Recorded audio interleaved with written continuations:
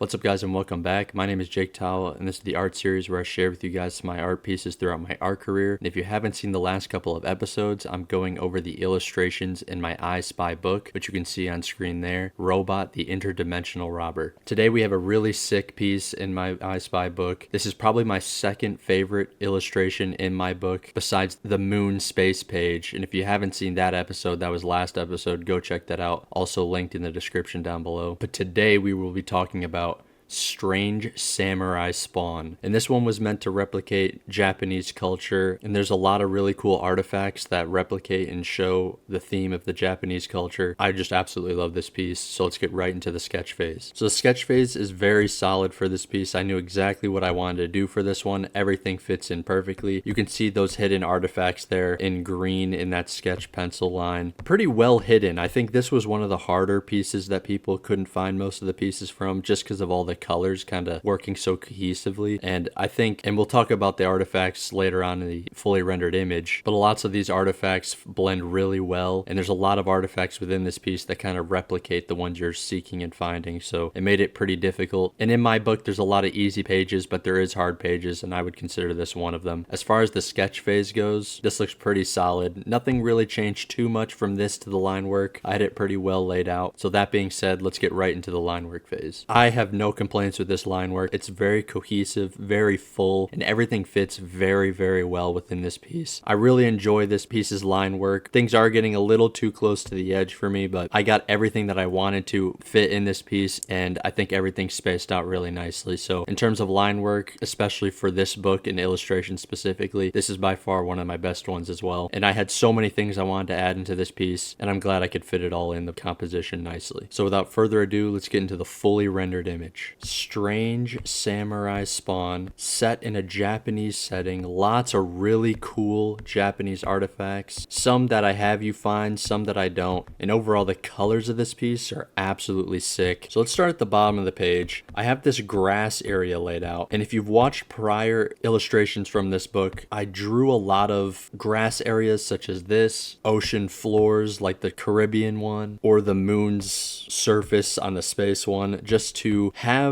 something where all this chaos can kind of sit on and have some balance. They are not all floating in just this weird space. So if you haven't noticed that, as well as the smoke clouds on every piece, the similarities that kind of bring all these illustrations together in this book are this like foreground where something is holding an object up, like this Japanese temple here, and these smoke cloud monsters, which is in every piece, and they're all different colors too, which is pretty cool. But like I said, let's start bottom left. I kind of talked a little bit about the Japanese style architecture here, but there's really a ton of stuff going on within it. I have these like Japanese themed lanterns hanging from each side. You can see one here creating the smoke monster, here hanging down, hanging down, hanging down, kind of going all the way up to this thing. And there's just a lot of stuff going on within these lanterns, and they're all doing different things and are differently styled, so that's pretty cool. So like this one has a lot of eyeballs here. One eyeball is going up and through, inside and out through the middle of this Japanese structure, up and through this mask, up and around. You can see that eyeball ending right there. We have another eyeball coming out of it, going up and around behind it, loop through a ring, up through the ring, onto the left there, which is pretty cool. We have this one over here, which is just a giant mouth, which I think is pretty funny looking. And you can see that going through the mouth is like this throwing stars tip kind of going through the mouth, but we'll get to that in a second as well. At the lower part of this structure, we have this,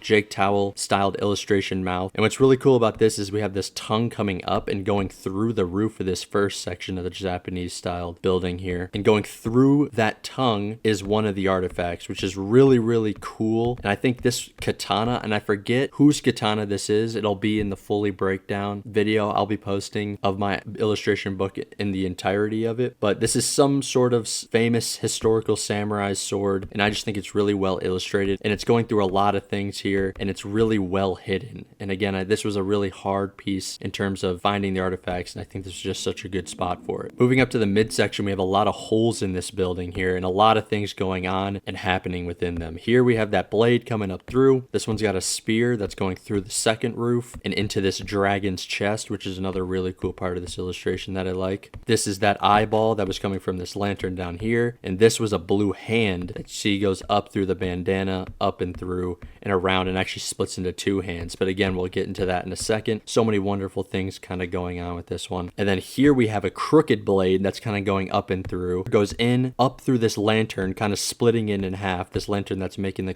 cloud monster. Going up through that roof again, into the top of the roof, and out through like this ninja bandana mask, and curving up and around right there. You can see at the center of the screen. So that's just like a twisted blade, kind of throwing you off a little bit when you're trying to find this katana, and just illustrating a lot more blades like we have here as well to kind of throw you off, like I said. We can talk about this lantern now. Like I said, split in half, but it's actually creating this ghost monster, and I think this looks really, really cool. We have this really sick ninja throwing star in the middle of it right there, and that's kind of one of the tips of it kind of broke off, and it's chained and going around the roof, and that's where it entered into that lantern mouth at the bottom. And then we have this other mouth, and he's got this tongue wrapped around this sushi bar. You know, Japanese culture, sushi, come on, that goes hand in hand. And we have this tongue going down to this second artifact, which is a mask of a historical samurai as well. Very well hidden within this red, and the background as well gets a little red too. So this was probably the easiest artifact to find, but it's also pretty well hidden in terms of difficulty for this piece.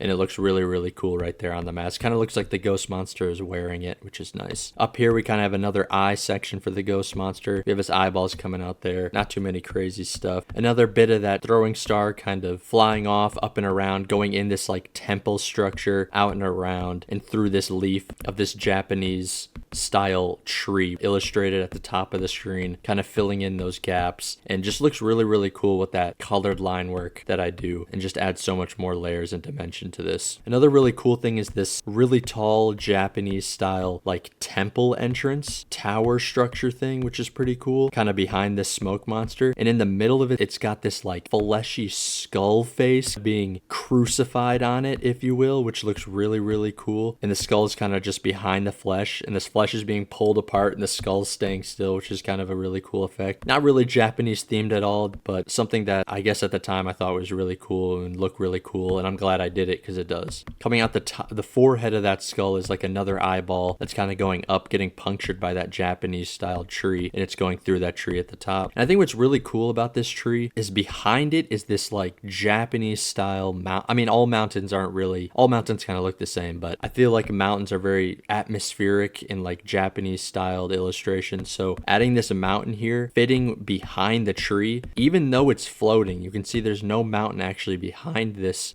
temple. It kind of starts and ends at the top of this tree line. It fits in so well as a distant mountain. I think it looks really, really cool. I think the blue top looks really nice. And honestly, I fit it in there so flawlessly that you can almost not even tell it doesn't have it fully fleshed out and that it's just in the tree line. It kind of has like its own section in the top right, which is pretty cool. And then here in the other tree, we have another artifact, pretty well hidden. I mean, you can definitely see that one pretty predominantly, but I do add a lot of gold rings and such in a lot of my illustrations. So it's almost expected for gold to be in this corner over here, and it kind of blends in that regard. Now moving on to probably my second favorite thing about this piece specifically, and that's this really cool koi fish. He has really, really sick colors and designs on him. He kind of looks like the earth, kind of like this water blue with these green masses that kind of look like land masses on him. And he just looks really, really sick. You know, Japanese culture has a lot to do with koi fish and stuff like that. So I figured this would be a perfect time to draw something like that. And this koi fish looks so dope. I think it overall helps the setting and theme very, very well. Puncturing this koi fish is probably my favorite aspect of this entire piece, and that's this dragon here. If you've seen past pieces, I love drawing dragons. For a Japanese theme, I knew that would fit perfectly within the theme, and any excuse to draw a dragon is a good excuse to me. And this one looks super, super sick. Again, we have that like spear going through his chest area, but moving up to his neck, he kind of has these rings going around his neck. And I think that just looks super, super cool. And on his head is the fourth artifact that I have you seek and find in the exact color scheme of the dragon as well. So it fits so perfectly in there, blends into the dragon super, super well. We have some teeth coming out the side of his own face there. Lots of my illustrations have that. He's taking a giant chomp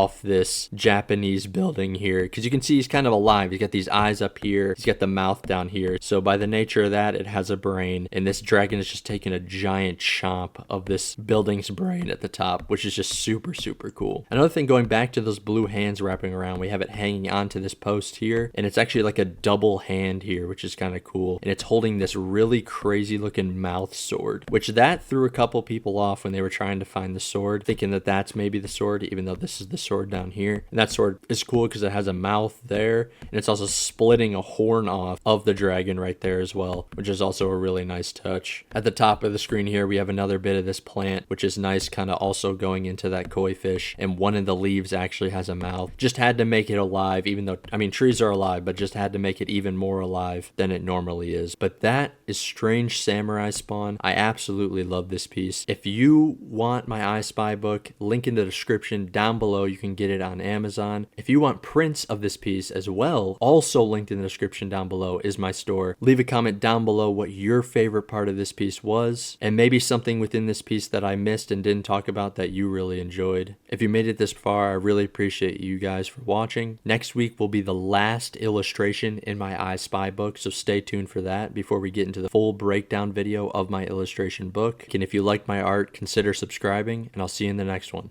Later.